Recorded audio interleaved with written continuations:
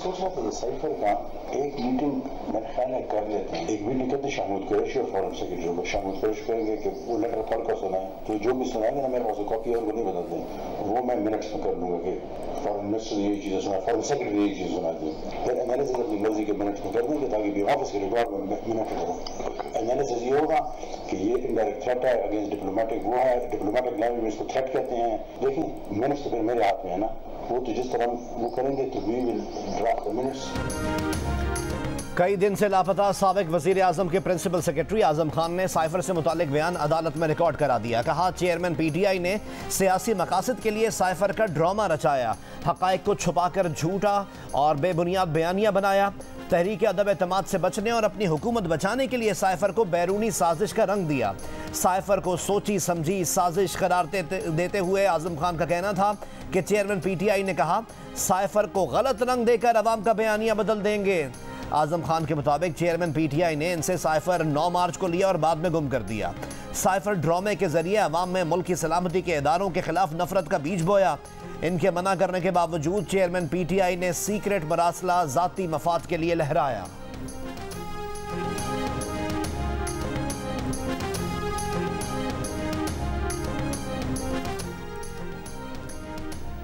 Cipher के मामले पर एफआईए ने चेयरमैन पीटीआई को 25 जुलाई को तलब कर लिया। नोटिस जारी। नोटिस में कहा गया है कि चेयरमैन पीटीआई के खिलाफ साइफर को सियासी मकासद के लिए इस्तेमाल करने पर तहकीकात जारी हैं। एफआईए की ज्वाइंट इंक्वायरी टीम साइफर मामले की तहकीकात कर रही है। चेयरमैन पीटीआई को मुताल्लिका दस्तावेजात और शवाहिद साथ लाने की हिदायत की गई है। एफआईए ने शाह महमूद कुरैशी और असद उमर को भी नोटिस जारी कर दिए। दोनों को 24 जुलाई को एफआईए की ज्वाइंट इंक्वायरी टीम के सामने पेशी की हिदायत। शाह महमूद कुरैशी और असद उमर को मुताल्लिका रिकॉर्ड और शवाहिद भी साथ लाने की हिदायत।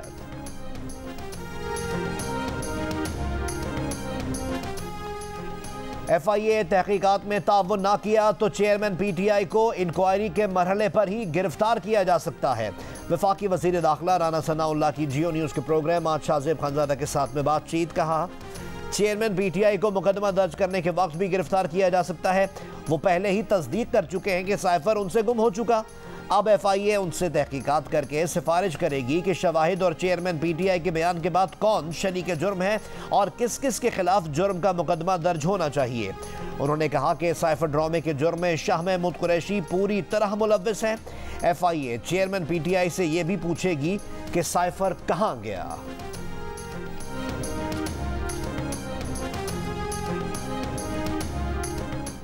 मुल्क के खिलाफ साजिश करना, एक सीक्रेट डॉक्यूमेंट को जो है वो एक्सपोज करना, उसे अपने ज़ाती मफादात के लिए इस्तेमाल करना, उससे मुल्की मफादात को मजरू करना और फिर उसको चुरा लेना, ये जो है ये ऑफिशियल सीक्रेट एक्ट के तहत बड़ा वाज़े जुर्म है और इसकी प्रोसिक्यूशन जो है वो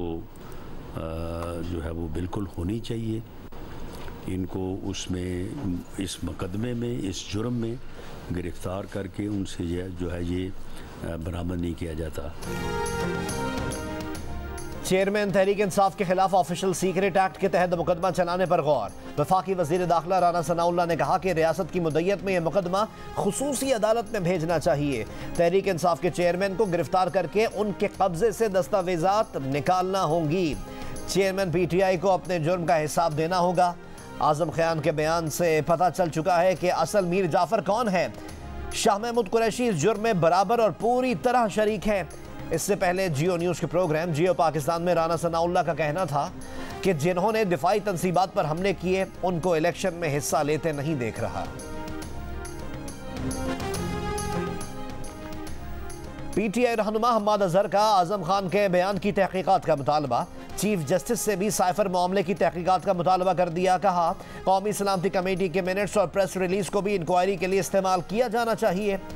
तर्जुमान तहरीक इंसाफ ने अपने रद्दमल में कहा कि 1 माह से लापता आजम खान से मंसूब गैर मुसद्दिका बयान तजादात का मजमुआ है। एक गुमशुदा शख्स की जानिब से मजिस्ट्रेट के रूबरू 164 का बयान माहिरीन कानून के निगाह में बेहैसियत है। आजम खान का मुबैना बयान उसी सिलसिले की कड़ी दिखाई देती है जिससे ज़ेर हिरासत अफराद इस्तेहकाम या पार्लियामेंटेरियंस की सफ़ों में से बरामद या प्रेस क्लब्स से बाज़ेयाब होते हैं। वज़ीर आज़म के कोऑर्डिनेटर बराए मईशत और तवानाई बिलाल अजहर खयानी का हम्माद अजहर के इस बयान पर रद्द अमल। कहा, हम्माद साहब कलाबाजियां बंद करें, आवाम को गुमराह करने के लिए आप हकायक मस्ख नहीं कर सकते। आजम खान लापता नहीं, गुज़िश्ता रोज़ थाना कोसार इस्लामाबाद में पेश हुए। पुलिस को बताया कि वो डर कर पेशावर में अपने दोस्त के पास छुपे हुए थे। आजम खान की लापता होने की FIR उनकी दरख्वास्त पर खारिज हुई। आजम खान ने गुज़िश्ता रोज़ मजिस्ट्रेट के सामने पेश होकर 164 का बयान रिकॉर्ड कराया था।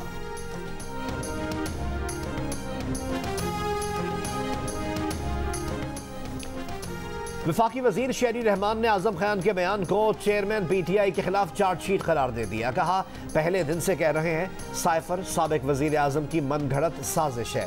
उन्होंने अपने झूठे सियासी मकासद की खातिर मुल्की सिफारती ताल्लुकात को दाव पर लगाया और पाकिस्तान के लिए सिफारती बहरान पैदा किए। साइफर नहीं बल्कि साइफर के नाम पर बयानिया साजिश थी।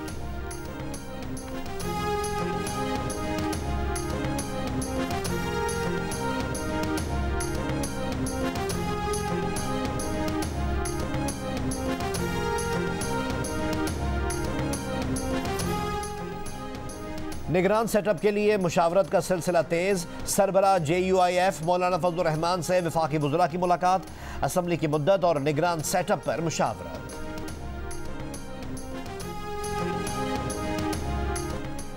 MQM पाकिस्तान ने इंतखाबात को नई मरदमशुमारी से मशरूत कर दिया। वज़ीर आज़म शहबाज शरीफ ने यकीन दहानी करा दी कि इंतखाबात पुरानी मरदमशुमारी पर कराने का फैसला नहीं हुआ।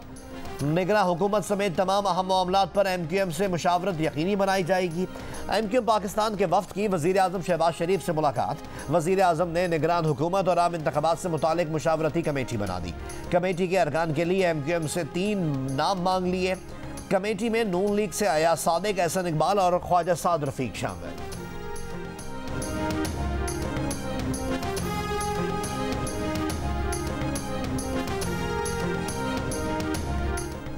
फौजी अदालतों में सिविलियंस के ट्रायल के खिलाफ सुप्रीम कोर्ट में केस की समाअत। अटॉर्नी जनरल को मुल्जिमान को अपील का हक देने के लिए हिदायत लेने का हुक्म।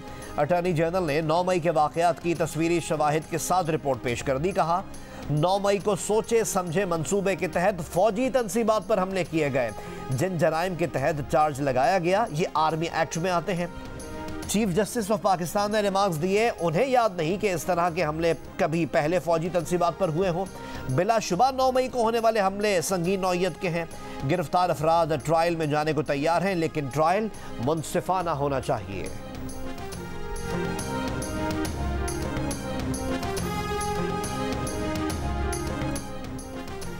Supreme court practice and procedure act के खिलाफ केस। सुप्रीम कोर्ट में डीलिस्ट नोटिस जारी कर दिया गया। नोटिस में कहा गया है कि फौजी अदालतों से मुताल्लिक केस की वजह से practice and procedure act case delist किया गया।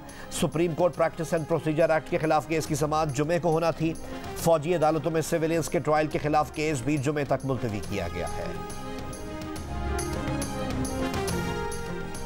तहरीक इंसाफ के चेयरमैन ने अदालत में खड़े होकर मुआफ़ी मांग ली। कहा, इनके बयान से किसी की दिल आज़ारी होती है तो मुआफ़ी मांगते हैं, अगर लाइन क्रॉस की है तो मुआफ़ी मांगते हैं।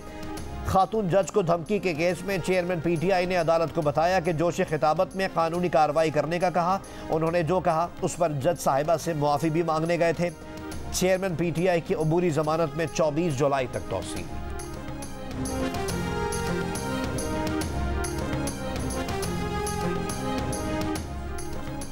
चेयरमैन तहरीक इंसाफ और बुशरा बीबी ने इद्दत के दौरान निकाह केस काबिल समाअत होने का सेशन कोर्ट का फैसला चैलेंज कर दिया।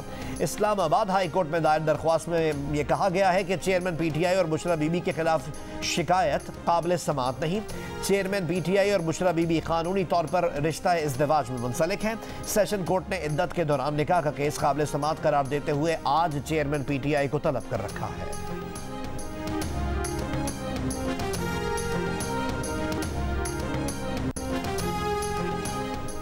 तोशाखाना केस काबिल समाअत करार देने के खिलाफ चेयरमैन PTI की दरख्वास्त काबिल समाअत है या नहीं, इस्लामाबाद हाई कोर्ट ने फैसला महफूज कर लिया।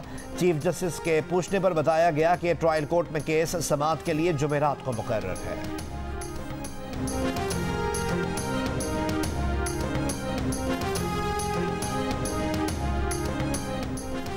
पेशावर के इलाके रैगी में चेक पॉइंट पर दहशतगर्दों का हमला, 2 पुलिस एहलकार शहीद, 2 जख्मी, हमलावर फरार।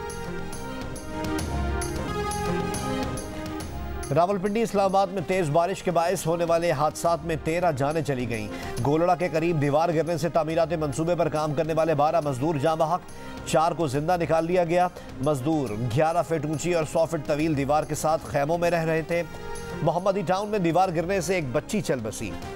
बारिश के बायस फिसलन से इस्लामाबाद पेशावर मोटरवे पर सुबह सवेरे 4 बसें, एक कार और एक वैन आपस में टकरा गईं। हादसे में 35 अफराद जख्मी, 11 अफराद की हालत तशवीशनाक है।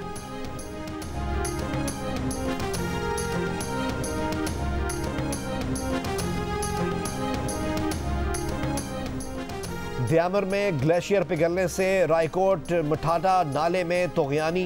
ग्लेशियर पिघलने और पहाड़ी मलबे के बायस दरिया सिंध का पानी रुक गया। मुल्का आबादी को नुकसान पहुंचने का खदशा। दरिया सिंध में पानी की सतह बुलंद होने पर पानी लेपचर पुल को छूने लगा है।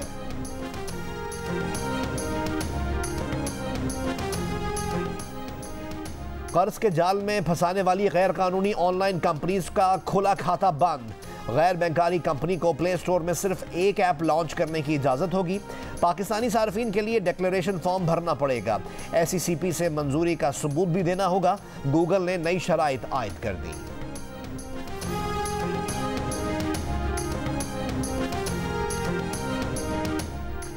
अगले इलेक्शन में मोदी की बीजेपी का मुकाबला इंडिया से होगा। हिज़्ब इख्तिलाफ की 26 जमातों ने इत्तेहाद बना लिया। इत्तेहाद का नाम इंडिया रख लिया।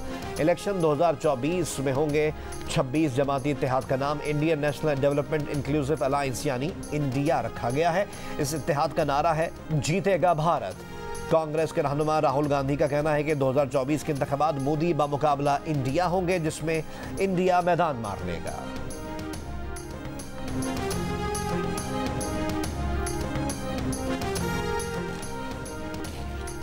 मुतालबात पूरे नहीं हुए। इंग्लैंड में रेल का पहिया फिर जैम। यूनियन ने 20, 22 और 29 जुलाई को हड़ताल का ऐलान कर दिया। यूनियन के 20,000 अरकान हिस्सा लेंगे।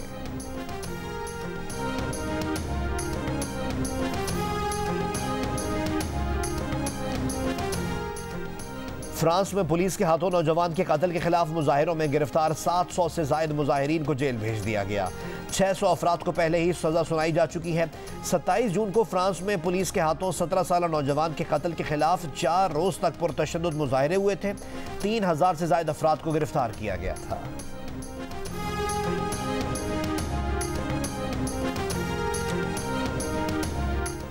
यूक्रेन अनाज मुआहदे से रूस के निकलने के बाद दुनिया भर में अजनास की कीमतों में मजीद इजाफे का खदशा। आलमी मालियाती फंड ने कहा है कि यूक्रेन से अनाज की फरहमी रुकने से जनूबी एशिया, मशरक़ वस्ता और शिमाली अफ्रीका के गरीब और कम आमदनी वाले ममालिक मुतासर होंगे। सदर पुतिन ने कहा है कि रूस के मुतालबात पूरे होने के बाद ही रूस अनाज मुआहदे में वापस आएगा।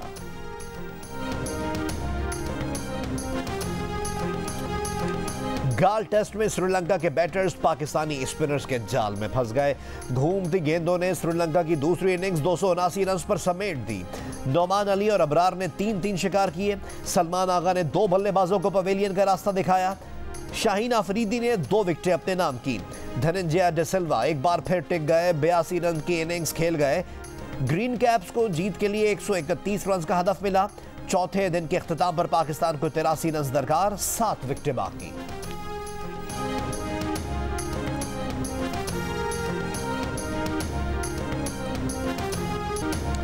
और मार्शल आर्ट्स का चैंपियन, 1 इंच पंच का माहिर, बर्क रफ्तार किक और मुक्के इतने तेज कि कोई भी सामने टिक ना पाए।